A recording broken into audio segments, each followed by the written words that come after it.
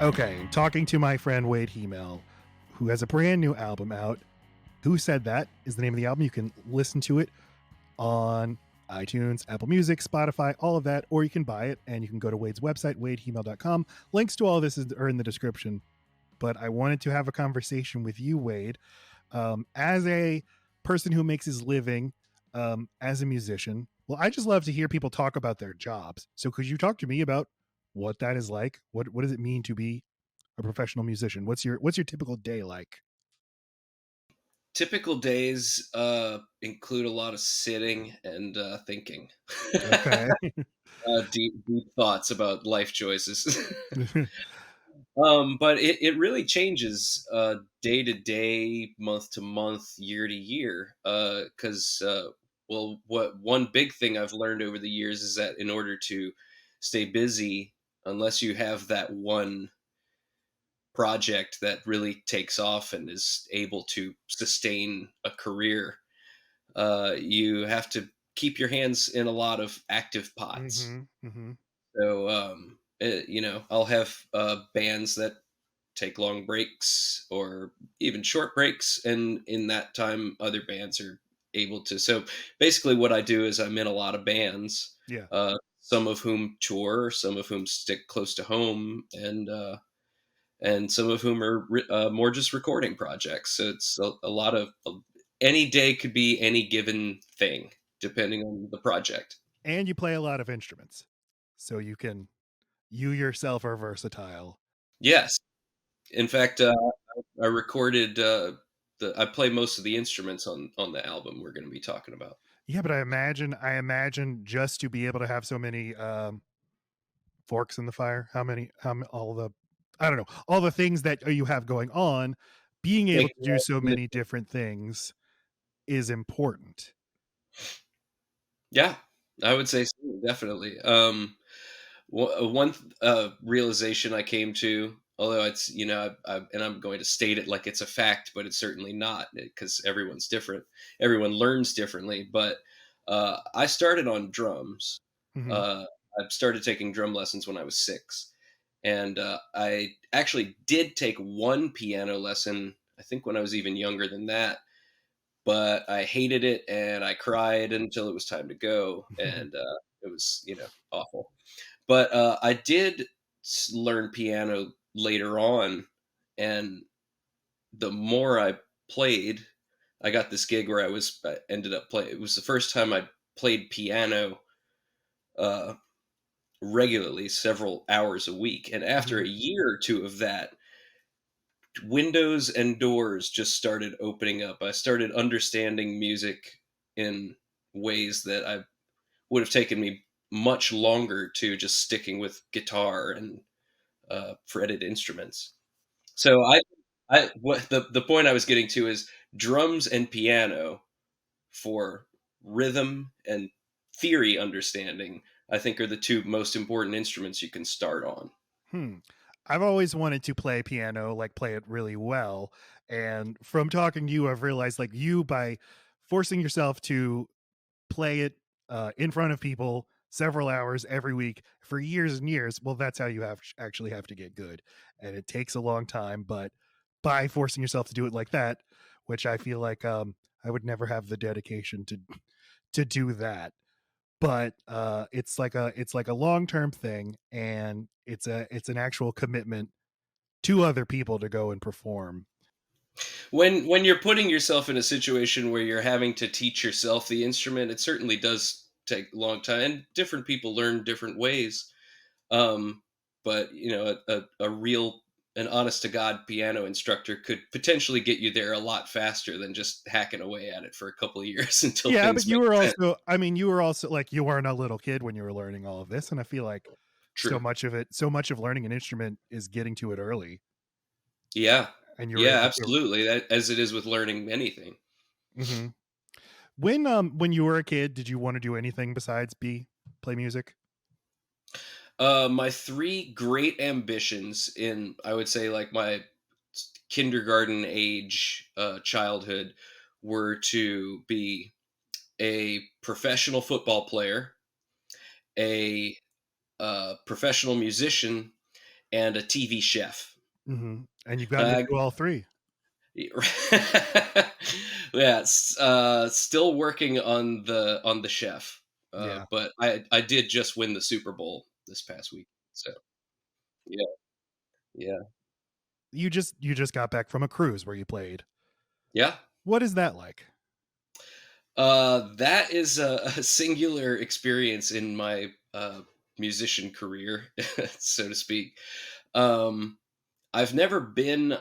I had never been on a cruise uh, for vacation or otherwise before I did the third Outlaw Country cruise in 2018, which sailed from New Orleans to um, somewhere in the Yucatan. Um, and that it's, I mean, to have that be my only experience until just this past week and that was much the same as before. It's basically just a gig, but you're also on a boat out in the open ocean for a whole week. And so a, it's sort of like a music festival in that lasts a whole week in the sense that everyone is there all the time and you kind of forge a community over the time that you're there. What band were you with for this? That band is Dash Rip Rock. That's fronted by Bill Davis. He's had the band going since 1983, I believe, which is a full 5 years before I appeared in this plane of existence. And it's high octane roots rock, country punk. We just Mhm. put out an album last year called Cowpunk. That's yeah, but he Bill Davis is a amazing songwriter who pulls from all different kinds of genres. And the album before Cowpunk was much more like a singer songwriter type thing for Dash, which like went into all these different genres and stuff. And whereas Cowpunk is more just like a 30-minute punch in the face. It's like a cowpunk album. Yeah, you could Yeah. describe it that way. What like are you just playing originals on the cruise versus covers? No, they really kind of let the artists curate what they're going to play. There are some festivals. The last 2 years in a row, I've played with Lily Lewis, this other singer songwriter that I play with. We played at this festival in Appleton, Wisconsin, called the Mile of Music, and it's a relatively young festival. I think it's only the 10th or 11th year of it, and they discourage covers Mm. because they want their artists to showcase themselves, and that's really important to like especially if you're a singer songwriter, you want to showcase your own songs. But the Outlaw Country Cruise is just that. It's pretty much throw everything to the wind, and so we basically we just play our favorite songs. When was the first time you went on tour? The first time I went on tour would probably have been with the Shiz in early 2010. Um, and that was a total everything you've ever heard about, full on roughing it, uh, crashing in living rooms, uh, which beats the hell out of hotels. Uh, How do you find these living rooms? that was we were in the Midwest where Liz and Lily, the singer songwriters of the Shiz, I should say front women of the Shiz, the leaders of the Shiz, they knew a lot of people out in where we were playing, old friends that we were just kind of able to. Um, and Lily was the one doing the booking, but she was able to arrange 5 or 6 dates, all within Madison, Wisconsin, um, somewhere in Ohio, and in Chicago. Mhm.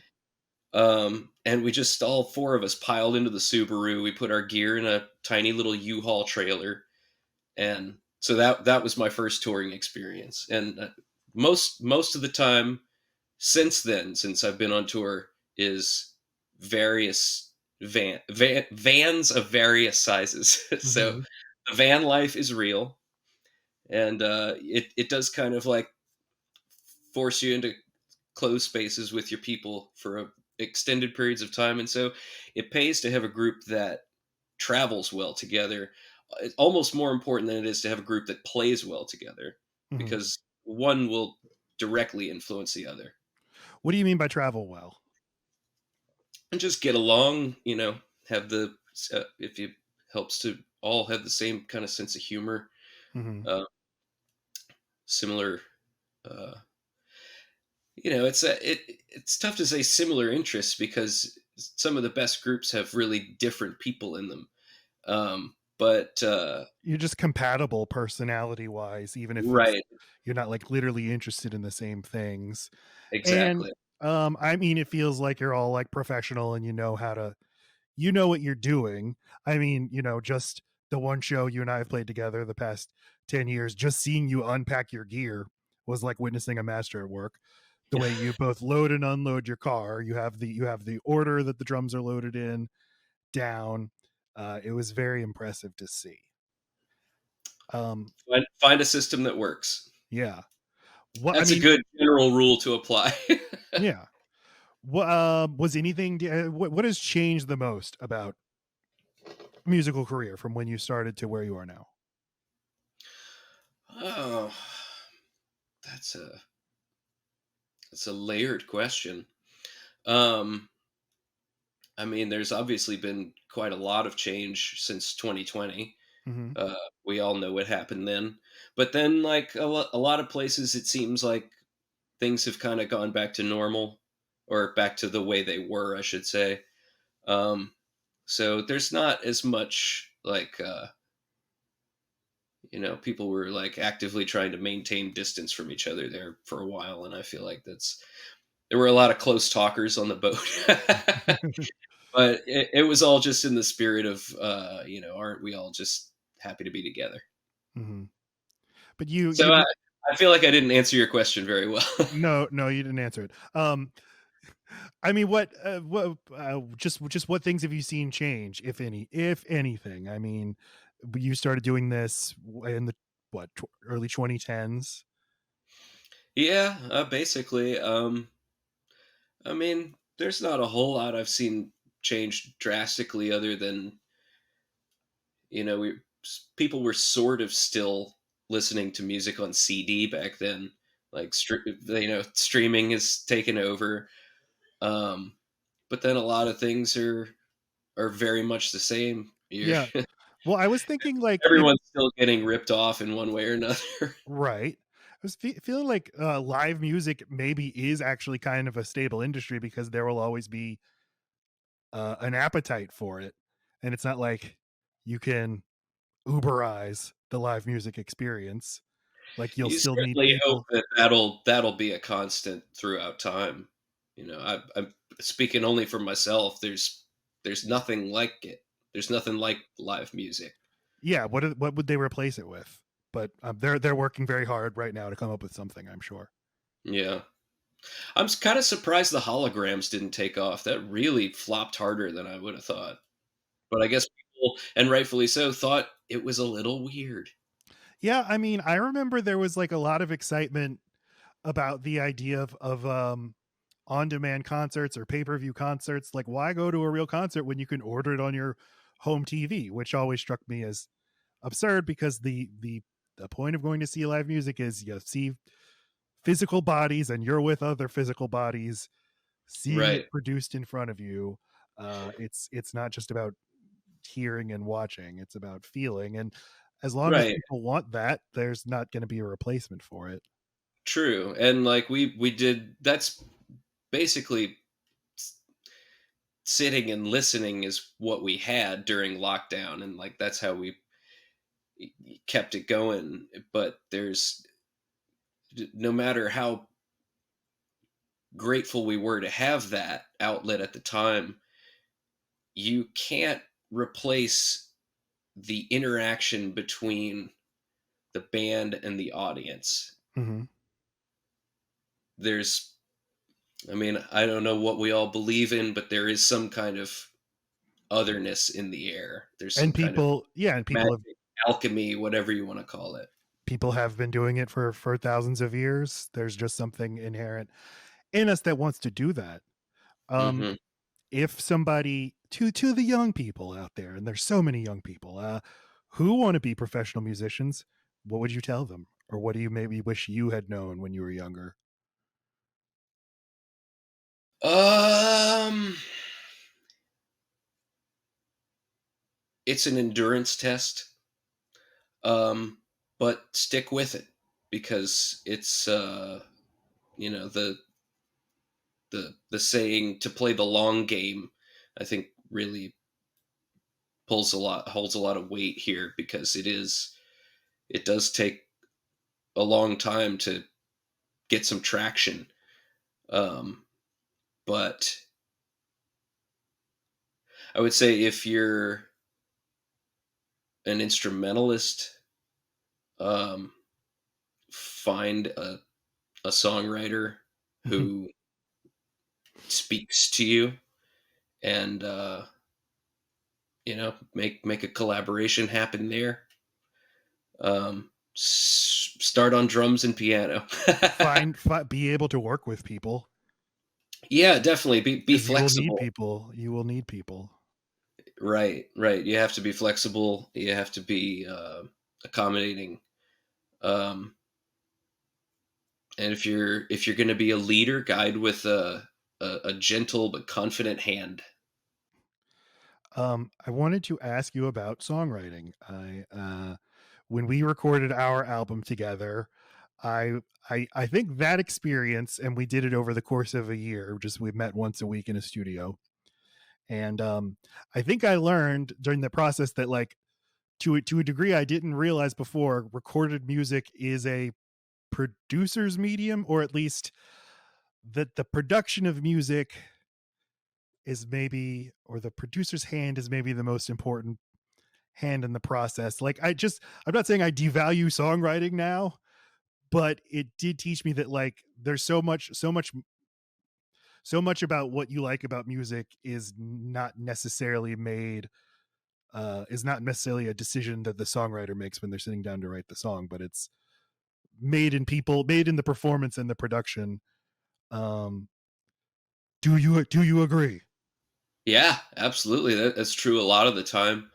Um, I think a lot of the time and it's kind of the point. We're unaware of just how much information we're taking in, Yeah. even in a 2.5, 3 minute song. Because it's not just the performance. There's all the post production, as so to speak. Yeah, and stuff that you never, like, you can listen to it a million times and never actually, like, you notice it, but you never put it into words. Uh, Right. there's Whereas if you take certain things away, you would notice it if it was just a dry performance with no special effects. But working with somebody who's not in the band, who you're just collaborating with, who's saying, maybe we'll do this instead of that, maybe do this instead of that. It never occurred to me how important that part of the process is. Hmm. Um, okay, but you're a songwriter. Hmm. How do you write a song? It truly depends on the song. It's really different every time. We can get into specific examples if you like. Sure. Yeah. So hit me with one. What would Well, you like? Which one? hmm. Well, my favorite song is "Book Off the Shelf," the first song. Um, I don't know. I know it's a super basic question, but, like, do you start with a melody? Do you start with words? Do you start with music? How does it happen? Um, that one is. Well, I'll give you a long answer. How's that? Sure. Um, that one is in separate ways. That one is both completely unique and also pretty representative of how my process has typically gone in the past. Um, Representative because it took a really long time to put together. Um, some of my songs take years to write. As I mean, a lot of songwriters are all songwriters are different. Mhm. Um, and there is no like right pace to work at. That's something I had to learned to be gentle with myself about is if it's going to be worth it, just let it take time. Mhm. Whereas some songs come almost immediately. That's usually the exception, and we can get into some of those later. But Book Off the Shelf, I had I had some lyrics. I tweaked them a little bit, and the music was pretty intuitive. I that came down all as more or less one idea. I didn't have to mess with the music too much. But the way it was unusual was it was inspired by um, a friend of mine, Hammond musician Ben Thomas, was playing at a restaurant in town, and just something he was playing really kind of like sparked my imagination. And he and I were in a band together at the time, Better by Design, and I started thinking, boy, this would be really great if I could write something like this for him to sing in that band. And the band since has gone on indefinite hiatus, but the Mhm. song did eventually get finished. Yeah. Um, I just a few years ago, I was making some demos at home, and it slowly the best ones bubbled to the surface, and it slowly became the album Who Said That. Um, so that was a specific instance of you saying, like, "This is a sound I would like to do in a song form," and that's the place to Exactly. start with? Hmm. Exactly. That's probably a pretty common starting place for me is I'll hear something cool on the radio or wherever and just go, I want to write something like that. Not even necessarily that sounds like that, but just something with a particular feel or makes me feel a certain way. Mhm. Um, whether it be my shoulders or my booty or my brain or Uh-huh. my heart. I've always wanted to be that way when I write songs. I'd love to have a song that sounds like this, but I've never actually been able. I am surprised with the way something ends up sounding. It's almost like never intentional. Hmm. Like I never hear a specific sound in my head and think that's what I want to do. I just kind of piecemeal get ideas and then end up surprised by the result. Um, Can I turn that question around on you as a fellow okay. songwriter? All right. Like, take for example the song Winston-Salem Mm-hmm. off of Rural Route 9's The Joy of Averages, Yes. and which also appears in instrumental form in all episodes of Load Bearing Beams Yes, it does. In a superior version, I'd say. to great effect. Yeah. Um, like that song changed a lot from when we started playing it Mm-hmm. to where we ended up. Like how did that turn, especially the music, because of, I guess most people listening to this wouldn't know, but when we started playing the song, it was one of the fastest songs we had. It was almost unplayable. We would just kind of Yeah. thrash through it.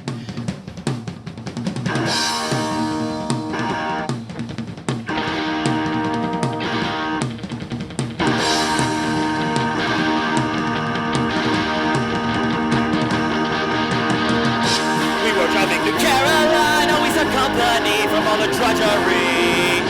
When we got to the city we left, we thought of better days and to avoid the place. But the trouble did find us and we needed it. Which was great, and I remember like having being really excited about all the ideas we were coming up with for recording it. And then when we came back to it after years of being away from it, you sent me a demo that was radically different. Yeah. I wandered through the Carolinas seeking energy, a working power grid. My luck couldn't have been much So where did that worse. come from? I don't know. I don't. I was never that happy with I liked the melody of the words. I always liked Great that. melody. Thank you. And I like the idea of having a sort of fast-paced, sort of just pop punk song like that, but I've never really liked it the way we did it. Um, God, I don't know where it clicked for me that I should slow it down. I think I just was never happy with the way we played it live. Not because of you, because of me. Uh I don't know. I just never felt convinced that I could do it well. And I just had this idea. I think I might have even seen you at a show at one point in the years between and thought like I should play we that song should be at that pace. It should just be slower. And maybe more acoustic driven.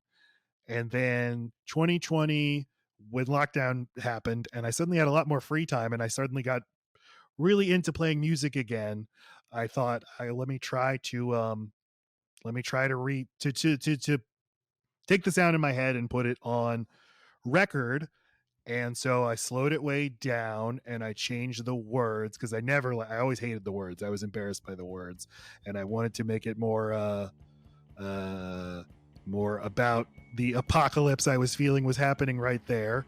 Yeah. And that's what kind of came out. And I remember sending it to you and saying, this is like a really like psychedelic fucked up song, which it doesn't really sound like. It's just a very nice song.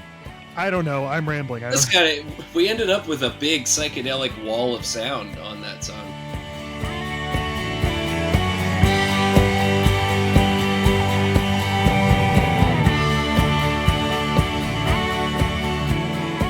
And I do think slowing it down was the right. I was sort of shocked by it when I first heard it, but it was absolutely the right move because that melody is so strong, and it just opening it up and widening it, it lets the melody out. Yeah, it was it. You are just sort of spitting it out if you play it really fast. But we Hmm. have a recording of us playing it live, and I was just never. I was like, I felt really good about this song when I wrote it, and I just don't feel like we ever played it well. And again, not because of you. You're always great. When I say we didn't play it well, I meant because of my dumb ideas. Well, it was it's also a collective thing, you know. Yeah, It's sometimes sometimes four people just don't click on a certain song, you know. It's yeah. nothing you can do about that except rearrange it possibly. And but while I have you, while I've Okay. stolen host duties from you, I'll just say real quick or ask, while we're on the subject of chasing a sound, is there a pop punk song that you think was successful in execution of yours? No, I mean, is this is a blackout pop punk? Is your ambition pop punk? I think those are both good.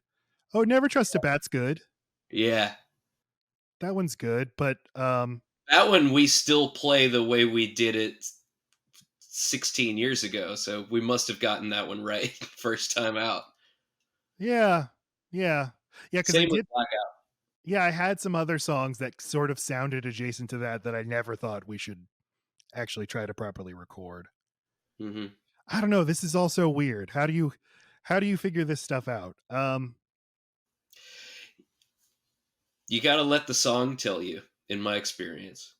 And just recording. I never realized how important that is. Demos, doing demos again, doing Yeah. them again, sending them around, getting feedback, doing them again, and then actually going into the studio and committing to spending a long time.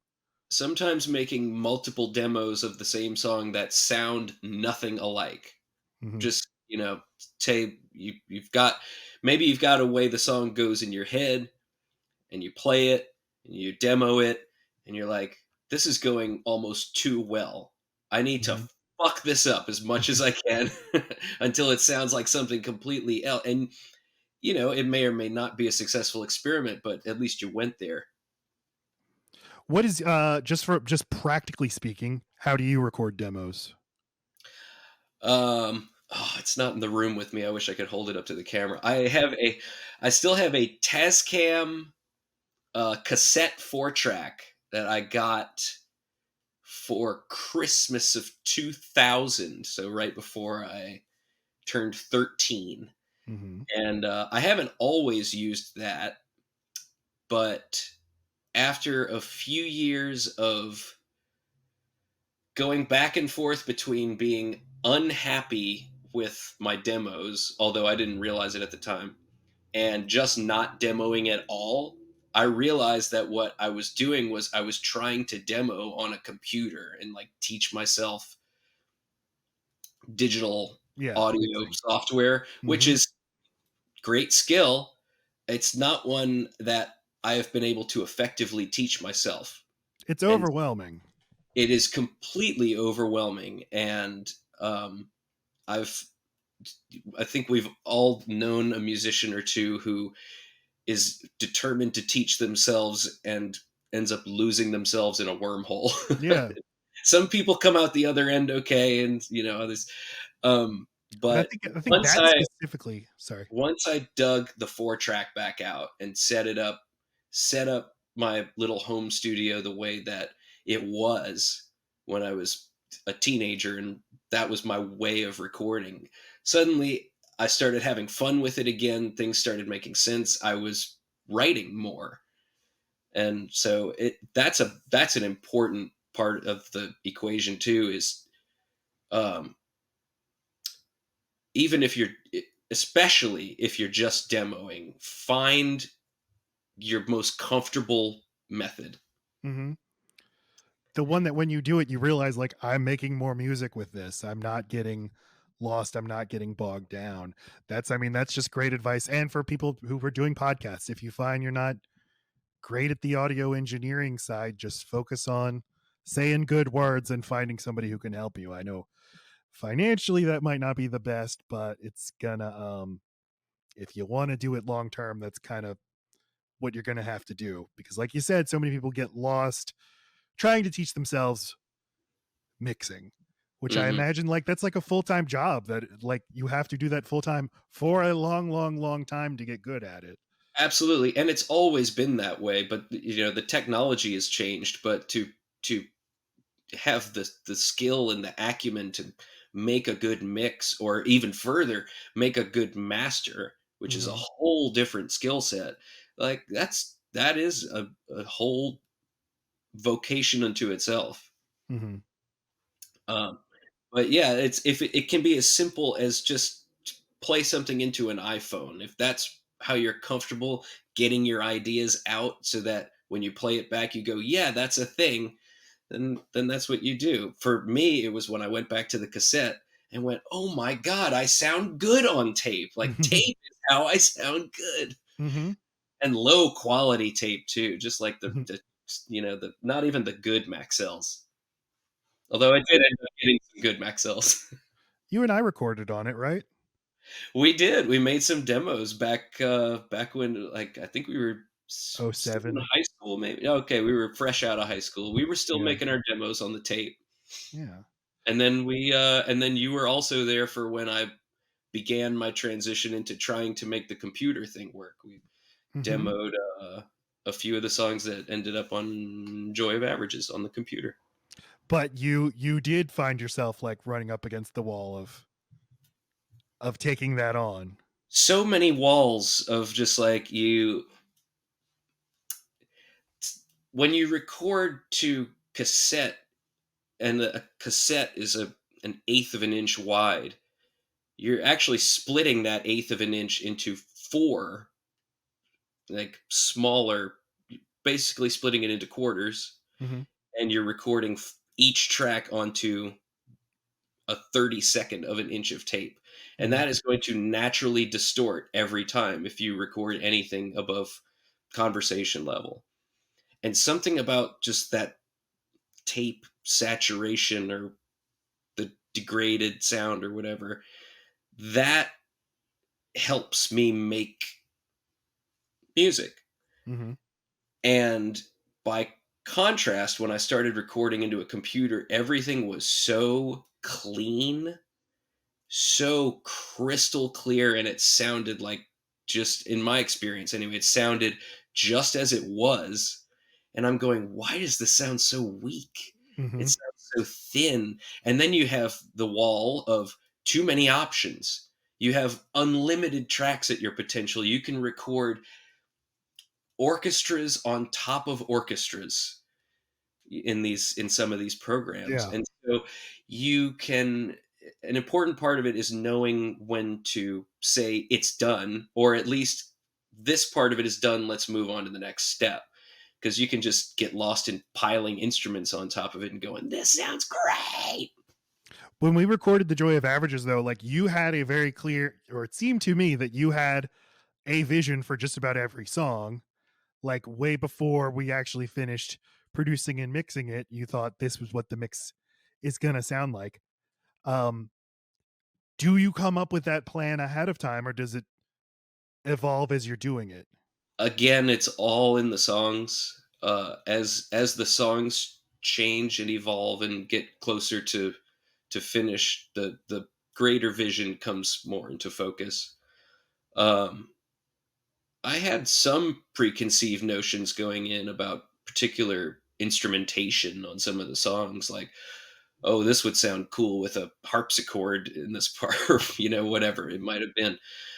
Um, but it's just as often, if not more often, that we'll get a certain ways into it and I'll just start hearing stuff like, we could try an organ here, or we could try something, or what if we threw a plate against the wall and recorded that and used it as an accent instead of a symbol, or just trying to think as far outside the box sometimes. Or it can be just as simple as, we have one acoustic guitar, it would sound better if we did two. Mm-hmm. Yeah, but it is very non-scientific, because you would say, I'm hearing this right here, as in I'm hearing it in my head. Now let's make it actually be there on the record. Right. And then the burden of the science falls on the engineer to make all this sonic information make sense. So, who said that the album? When did you start it? How long total did it take you to Uh, record and produce? I mean, we started tracking, meaning we started recording the drums, which is always what I start with, back in 2019, and I think we finished recording in 2021.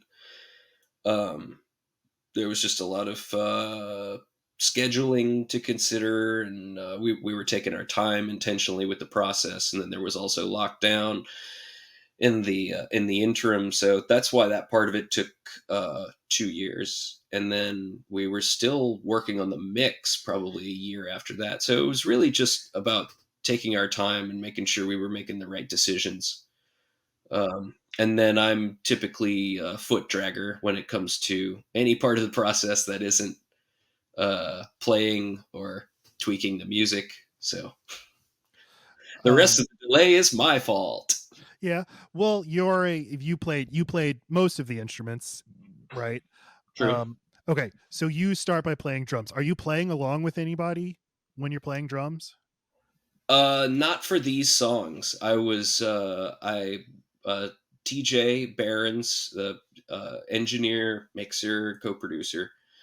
Um he and I, we would sort of like play the song on guitar. We would listen to a demo and figure out roughly what tempo we wanted to play it at, and he would set a metronome click track in my headphones, and I would just play the song down from memory on the drums. That doesn't seem like something all drummers could do. That you If you could just if you can sing it in your head while you that you play can it, hear it in your head, going yeah, and in play harmony. along with something that's not playing. So that's very impressive. You're very impressive on the drums. So tracking takes 2 years. I mean, when we recorded my natural instinct was to like be just totally happy with everything we'd done and be like, all right, we're done, moving on. And you push back constantly against that. Were you always that way? Were you always able to like be patient? No. I have always, I've always tried to push for getting as good a performance as is possible. I have not always been good at being patient, Mm-hmm. but I'm getting better. I'm learning all the time, and I think I've gotten to a point where I'm a little easier to work with as a producer. You're very easy to work with. Thank But you. but um yeah, if you have the resources for people out there recording, if you have the resources, like if it's not a budget thing, take your time. Take as long as it needs to take, because one day it will all be done and you won't care that you spent a lot of extra time to get it just right. Right.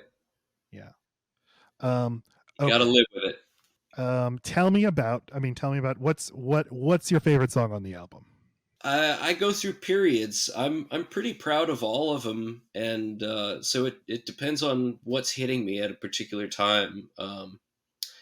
I thought the song "Who Said That" came out really good.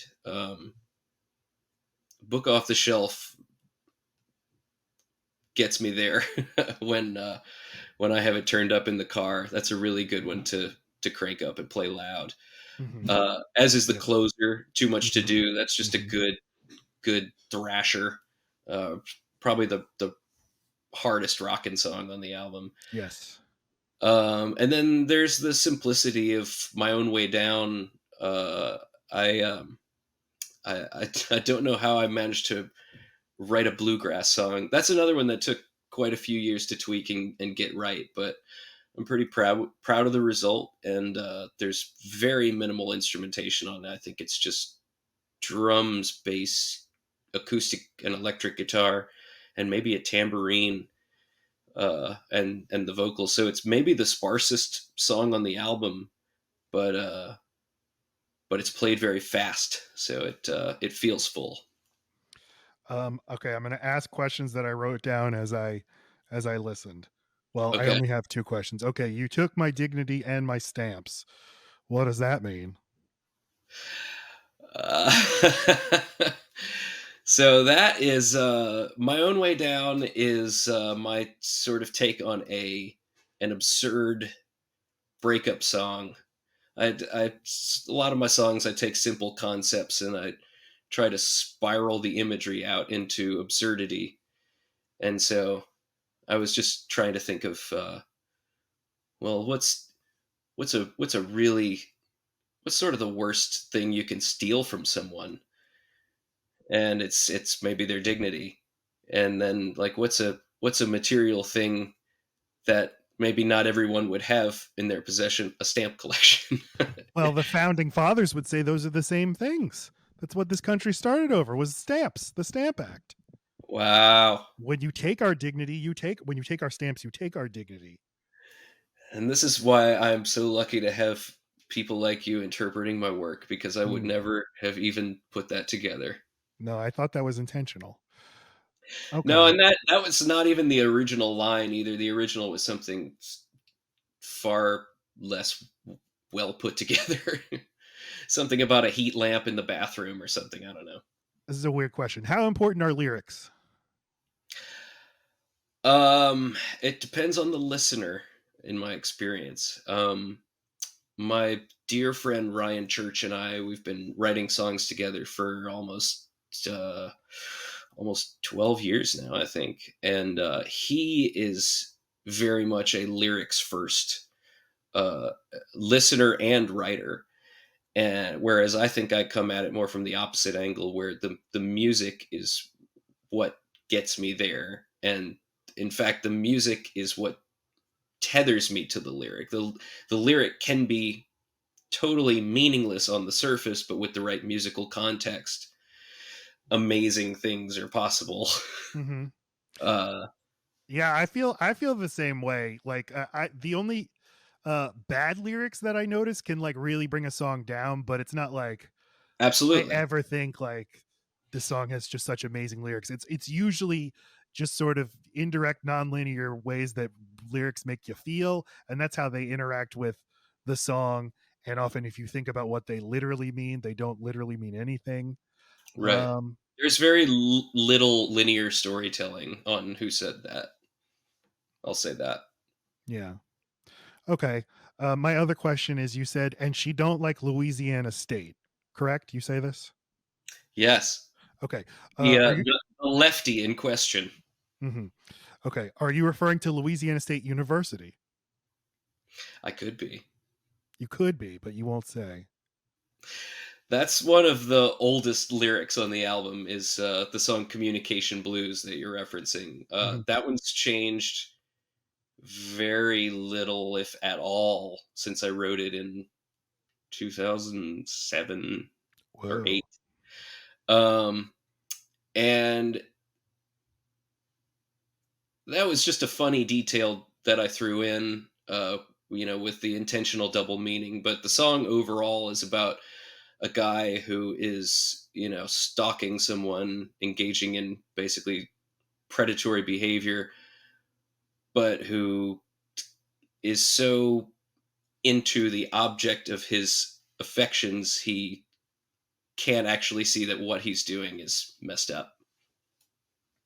And he's just left asking himself, well, why won't she talk to me? Maybe it's because you're being a creep, dude.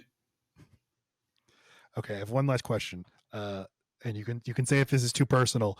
You don't have to answer it, but you have a long time partner, girlfriend. Yeah. What does she think of your music? She says she likes it. And she seems genuine when she says it, so I'm gonna take her at face value. Does she ever say like that's about me or that lyric is about me or anything like that? She no, we don't really have we don't really have that conversation.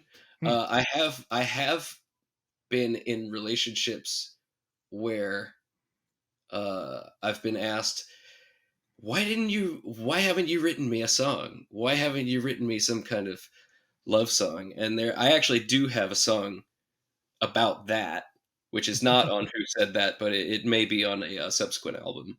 Okay. About But the idea that you have not written a love song for yeah, for the love of your life. so it's laid out very plainly.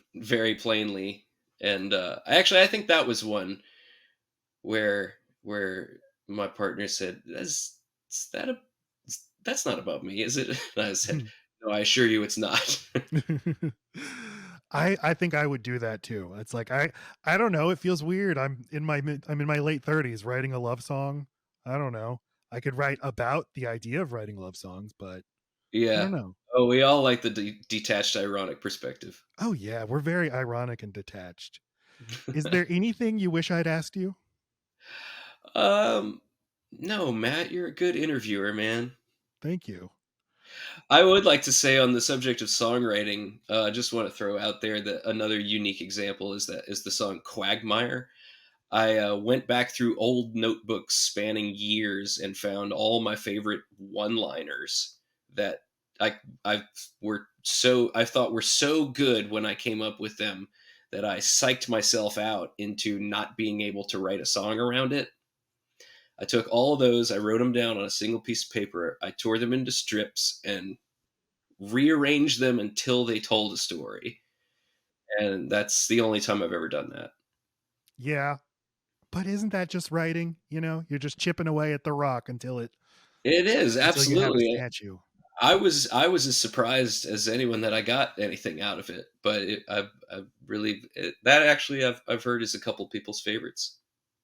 Quagmire. The album is Who Said That? Your name is Wade Hymel.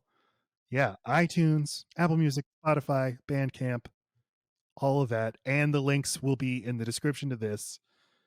And yeah, please go listen to the album. I love it. I think you did a great job, Wade. Congratulations. You've been working forever on this, and your hard work is paid off because you did a great job and made a great album, and you'll have it forever. Thank you, Matt. You're welcome. All And right, I man. would I'd just like to say while we're still on, I would like to congratulate you on a great show. I've been a fan since the first episode, and I just love listening to you guys and watching it on the tube. I'm always grateful when you have me on, and it's so cool that you've worked our band's music into the show. I Yeah, I just think didn't expect that, but yeah, I'm like I love that. I'm so glad we do that. But yeah, you're the reason we keep doing it. Or I mean, you're our best fan, our best supporter. So we love you. Thank you, it's my Wade. honor. And also, last thing before I leave you, I had the pleasure of listening to the Robin Hood Prince of Thieves episode just earlier Hmm. today. Hmm. And the one thing I had to point out is that I got to defend the postman because anytime I'm looking at Tom Petty, I'm happy. And Oh, that's that true. I movie didn't. has Tom Petty in it. So That's I true. I gotta didn't get. I gotta defend that sack of shit. I didn't get to Tom The Petty. postman, That not was Tom. no. I know that that's a movie. I don't usually turn off movies, but I did turn off that movie. Yeah, so I never even got to Tom Petty. It's not fair That's of the me. only scene I've seen from it. I figure I saw all the good parts. Oh, okay. Well, yeah, I'll just look up the Tom Petty scene then. Yeah. Social media, do we want to plug any of that for you? Yeah, I guess my Instagram handle is Wade already. That's where I'm most active. I'm occasionally on the other one, the blue one, the the book face, and yeah, I'm on Bandcamp. That's where you can find the new album, as well as a project I released a couple of years ago, songs my friends wrote, and that album was recorded entirely on the tape. So if you want to hear what I sound like on tape, go to Bandcamp. Yeah. Do that, Yeah. everybody. Thanks for having me, Matt.